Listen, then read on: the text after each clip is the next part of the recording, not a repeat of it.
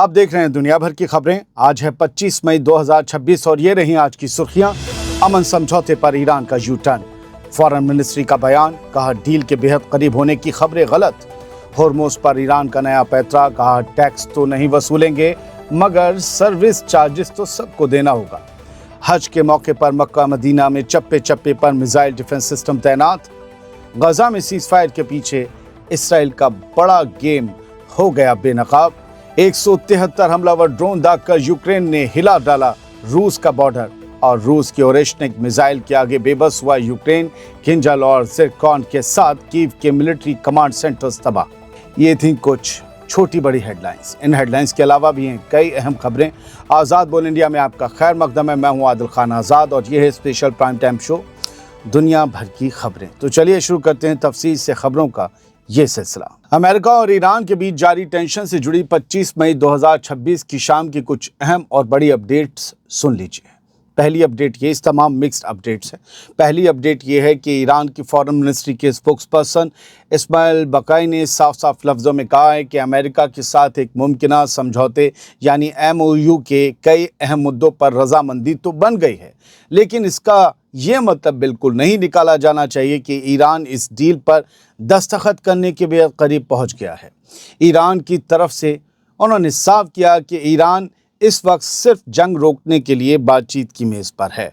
Nuclear material के मुद्दों पर फिलहाल कोई बात नहीं हो रही है, लेकिन उन्होंने एक बड़ा इशारा देते हुए ये भी कहा कि अगर ईरान की तरफ से ये कहा जा रहा है कि अगर ये शुरुआती मसौदा तय हो जाता है तो उसके बाद 60 दिनों के अंदर, 2 महीने के अंदर न्यूक्लियर जैसे बड़े मसलों पर बातचीत शुरू की जाएगी। यानी कुछ लचीलापन ईरान दिखा रहा है। इस पूरे बखेड़े से जुड़ी दूसरी बड़ी अपडेट्स ये हैं कि अमरीकी secretary of state Marco Rubio ने यह दावा किया है कि एक काफ़ी मजबूत प्रपोजल बेंच पर टेबल पर मौजूद है, लेकिन साथ ही उन्होंने साफ कर दिया कि अमेरिका के सदर डोनाल्ड ट्रंप कोई भी ख़राब या कमज़ोर डील नहीं करने वाले हैं। वहीं अमरीकी अफसरों के बार बार बदलते स्टैंड और बयानों को ईरान ने समझौते की राह में एक बड़ी दिक्कत बताया है। पाकिस्तान के वज़ीर आज़म शहबाज शरीफ और उनके top negotiator army chief Asim Munir इस वक्त चीन के दौरे पर हैं। वो इतनी ज़्यादा सियासत में घुस रहे हैं, लग रहा है कि अगला प्रेसिडेंट या प्राइम मिनिस्टर वही बनेंगे, मुनीर। खैर, बीजिंग में चीनी लीडरों से बात करते हुए शहबाज शरीफ ने कहा कि दुनिया एक बेहद नाजुक दौर से गुजर रही है, लेकिन चीज़ें सही डायरेक्शन में आगे बढ़ रही हैं। उन्होंने अमन की कोशिशों के लिए चाइना के सपोर्ट का शुक्रिया अदा किया। हालांकि ईरान ने साफ किया है कि अभी पाकिस्तानी मीडिएटर्स के तेहरान आने का कोई ऑफिशियल प्लान नहीं है।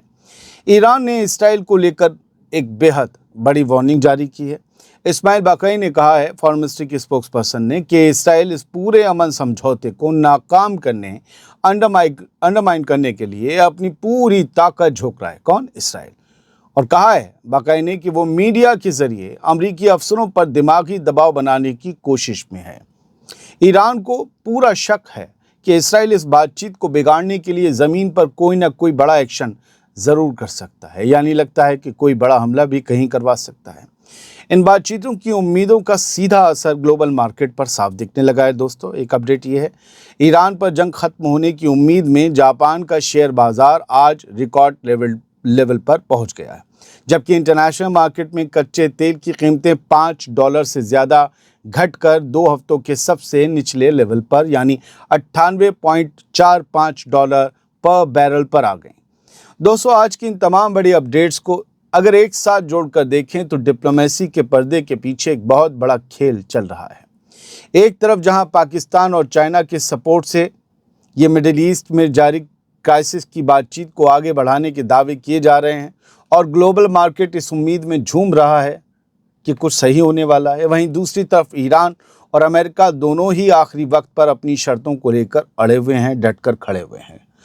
बड़ी बात यह है कि ईरान ने साफ लफ्ज़ों में इसराइल को इस डील के लिए सबसे बड़ा खतरा बता दिया है। अब देखना ये होगा कि इसराइल के इस भारी प्रेशर और ट्रंप की धमकियों के बीच क्या ये समझौता वाकई किसी नतीजे पर पहुंच पाता है या फिर ये कोशिशें नाकाम हो जाएंगी। हम देखेंगे तो आपको बताएंगे। अब सुनिए तफसील से अलग अलग खबरें, वो सब मिक्स्ड अपडेट्स थी। ईरान की फॉरेन मिनिस्ट्री की तरफ से स्ट्रेट ऑफ हॉर्मुज को लेकर एक बहुत बड़ा बयान सामने आया है, जिसमें साफ किया गया है या कहा गया है कि इस समुद्री रास्ते का, स्ट्रेट ऑफ हॉर्मुज का पूरा मैनेजमेंट इसके किनारे पर बसे मुल्कों के पास ही है, सभी के। फॉरेन मिनिस्ट्री के स्पोक्स पर्सन इस्माइल बाक़ई ने साफ कहा कि ईरान इस रास्ते से गुजरने वाले जहाज़ों से कोई टैक्स यानी टोल तो नहीं वसूलेगा, लेकिन जो सर्विस वहाँ दी जाएगी उसकी कीमत चुकाना बिल्कुल नॉर्मल बात है। यानी ईरान दूसरे नाम से यहाँ पर चुंगी वसूलने का प्लान कर रहा है, जबकि इस जंग से पहले किसी भी जहाज़ को यहाँ किसी भी सर्विस की ना तो ज़रूरत थी ना उसके पैसे वो चुकाते थे। यानी ईरान ये तो कह रहा है कि हम टोल टैक्स नहीं वसूलेंगे, बस सर्विस देंगे, उसके पैसे लेंगे। इस्माइल बाक़ई ने इस बात को साफ किया है कि इस पूरे वाटरवे की देखरेख और इसका मैनेजमेंट इसके बॉर्डर से लगे साहिली मुल्कों का ही हक है, यानी वही इसकी देखरेख करेंगे। यानी ईरान ने ऑफिशियली ये ऐलान कर दिया है कि हॉर्मुज पर उसके अकेले का कोई हक नहीं है, जैसा कि बहुत से लोग सोशल मीडिया पर मानते हैं। ईरान कह रहा है जो भी साहिल से लगे हैं इस पूरे उसका सबका हक है। ईरान का कहना है कि वो स्ट्रेट ऑफ हॉर्मुज की सिक्योरिटी बनाए रखने और वहाँ सबके फ़ायदे की हिफाजत के लिए इसके बॉर्डर से जुड़े तमाम पड़ोसी मुल्कों के साथ लगातार कांटेक्ट में बना हुआ है। ये ईरान का 25 मई का ऑफिशियल बयान है। फिलहाल ईरान के इस रुख से साफ है कि वो इस बेहद अहम इंटरनेशनल समुद्री रास्ते पर किसी भी बाहरी ताकत या अमरीकी दखल को बर्दाश्त करने के मूड में बिल्कुल नहीं है। वो कहता है कि जो स्ट्रेट ऑफ हॉर्मुज और इस पूरे बंद रास्ते, समुद्री रास्ते के आसपास हैं अंदर, उनका हक है, बाहर का कोई नहीं। आगे बढ़ते हैं। ईरान की फॉरेन मिनिस्ट्री के स्पोक्सपर्सन इस्माइल बाक़ई की तरफ से एक और बड़ा बयान सामने आया है, वही बोल रहे हैं आज। इसमें उन्होंने अमेरिका की नीयत पर सीधे सवाल उठाए हैं। इस्माइल बाक़ई ने साफ कहा कि इस बात की कोई गारंटी नहीं है कि अमेरिका किसी भी मुमकिन एग्रीमेंट को लेकर अपने वायदों को पूरा करेगा या उसकी इज्जत करेगा। इसके साथ ही उन्होंने दो टूक अंदाज में जोड़ते हुए ये भी कहा कि ईरान को अमेरिका की तरफ से मिलने वाली किसी भी धमकी की कोई परवाह नहीं है, और क्या कुछ भी करता रहे। इस्माइल बाक़ई के मुताबिक पिछले कुछ हफ्तों में जो भी बदलाव देखने को मिले हैं वो पाकिस्तान और दूसरे मुल्कों की तरफ से की जा रही मीडिएशन यानी मध्यस्थता यानी बातचीत का नतीजा है। उन्होंने इस बात का भी खुलासा किया कि इस पूरी बातचीत में लेबनान में जारी जंग को पूरी तरह ख़त्म करने की शर्त भी शामिल की गई है। यानी ईरान सिर्फ अपने लिए समझौता नहीं कर रहा, वो लेबनान के हिजबुल्लाह को भी साथ में रख रहा है। फिलहाल ईरान के इस रुख से साफ है कि वो अमेरिका के साथ डील की मेज़ पर तो बैठा है, लेकिन वो वाशिंगटन पर, अमेरिका पर रत्ती भर भी भरोसा करने को तैयार नहीं है। अब कुछ और खबरें सुन लीजिए। सऊदी अरब की मिनिस्ट्री ऑफ डिफेंस ने एक वीडियो जारी किया है जिसमें हज के बेहद अहम और मुक़द्दस मकामों के चारों तरफ एयर डिफेंस सिस्टम्स तैनात दिखाई दे रहे हैं। ये तैनाती इस साल हज पर आए लाखों हाजियों की मुकम्मल हिफाजत को यकीनी बनाने के लिए की गई है। ये तस्वीरें पूरे इलाके में बने भारी दबाव और जंग के माहौल को साफ तौर पर दिखाती है। यही वजह है कि सऊदी हुक्मरान इस्लाम के इस सबसे बड़े और मुक़द्दस मौके की और सफ़र की हिफाजत के लिए हर मुमकिन एहतियात बरत रहे हैं। मिडिल ईस्ट में जारी जंगी टेंशन और ख़तरों के बीच लाखों हाजियों की हिफाजत को सऊदी अरब इस वक्त अपने सबसे पहली और सबसे बड़ी जिम्मेदारी मानकर चल रहा है। फ़िलहाल मक्का और मदीना के पास इन मिसाइल डिफेंस सिस्टम्स की तैनाती से साफ है कि सऊदी हुकूमत इस माहौल में किसी भी तरह का कोई रिस्क लेने के मूड में नहीं है। मक्का और मदीना के आसपास ये डिफेंस सिस्टम पहले भी तैनात होते रहे हैं, लेकिन आज जो मैं ख़बर बता रहा हूँ उसमें इसकी तादाद कुछ ज़्यादा बढ़ गई है। ये खबर गज़ा से सीज़फायर के दावों के बीच इसराइल की एक और बेहद ख़तरनाक और चौंकाने वाली साजिश बेनकाब हो गई है। 25 मई को अमरीकी अखबार द वॉल स्ट्रीट जर्नल की एक ताज़ा रिपोर्ट ने इस बात को साफ कर दिया है कि सीज़फायर के पिछले 7 महीनों के दौरान इसराइली फ़ौजों ने गज़ा के अंदर चोरी छिपे अपनी पकड़ को और ज़्यादा बढ़ा लिया है। रिपोर्ट के मुताबिक इसराइल ने गज़ा के लगभग 59% इलाके पर अपना कब्ज़ा जमा लिया है और वहाँ रहने वाले फ़लस्तीनियों को बेहद छोटे और सिकड़े हुए इलाकों में रहने पर मजबूर कर दिया है। गज़ा पट्टी में भी उनके लिए एक पट्टी बना दी गई है। इस रिपोर्ट में साफ लिखा गया है कि अमरीकी दखल के बाद 2025 अक्टूबर में जब सीज़फायर शुरू हुआ था तब गजा के महज 53% हिस्से पर इसराइल का कंट्रोल था। लेकिन इस अमन के दौर का फ़ायदा उठाकर इसराइली फ़ौज ने तथाकथित सो कॉल्ड येलो लाइन को गजा के वेस्ट की तरफ और अंदर तक धकेल दिया है।